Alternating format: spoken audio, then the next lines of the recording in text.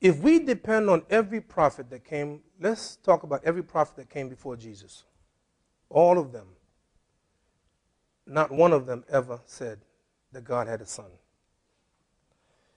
And what happened is that the last book, and what puts Muslims in this favorable position is that we believe, you know the difference between us?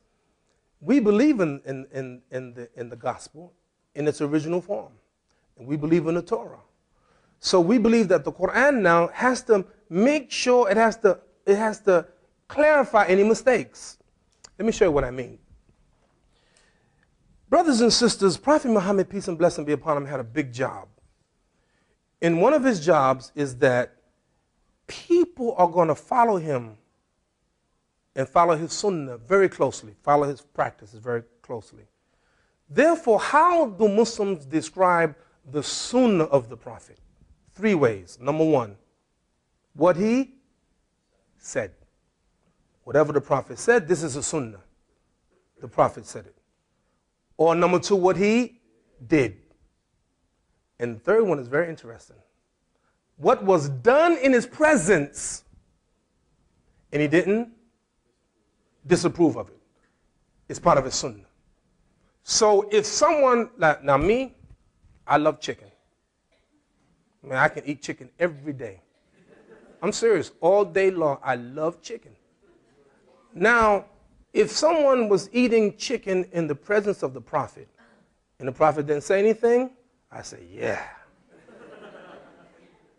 Now, the same thing with the Quran. Because the Quran is the last book, it must correct the mistakes. And I know people of faith, they're going to believe it because they're people of faith. But the one thing, if you are honest, if we're honest, we would say that this teaching of the Trinity and the teaching that Jesus is the Son of God is absolutely new. What Muslims will call the bid'ah, a religious innovation. And so what the Quran has to do, it has to now correct it. Not Jesus. We don't believe that Jesus ever told people to worship him. He's the Son of God or any of that, or the Trinity. I'm not saying we reject it because it's irrational. That's not my argument. We reject it because God said it's not true. As simple as that. Now, one of the things that will happen in the last day, we believe that everybody's going to believe in Jesus. And meaning that he's going to denounce people of worshiping him. And people will believe in him like they believe in every prophet. And every prophet, with no exception, taught that God is one. Every prophet, no exception. It's a matter of faith, and that's what your argument would be. Belief in Trinity is very difficult to believe in. It's a matter of faith. Ultimately, that's your argument.